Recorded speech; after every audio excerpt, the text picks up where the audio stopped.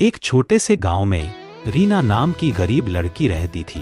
वह रोज मेहनत करती, लेकिन लोग उसका मजाक उड़ाते थे। एक दिन उसे रास्ते में एक घायल चिड़िया मिली। रीना उसे घर ले गई, दाना पानी दिया और प्यार से ठीक किया।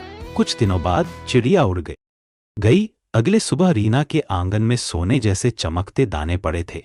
रीना ने उन्हें बेचकर छोटा सा घर बना लिया। यह देखकर लालची पड़ोसी ने भी एक चिड़िया पकड़कर बंद कर दी। लेकिन अगले दिन उसके घर में पत्थर पड़े मिले। तब सबको समझ आया कि सच्ची मदद का फल हमेशा अच्छा मिलता है, लालच का नहीं।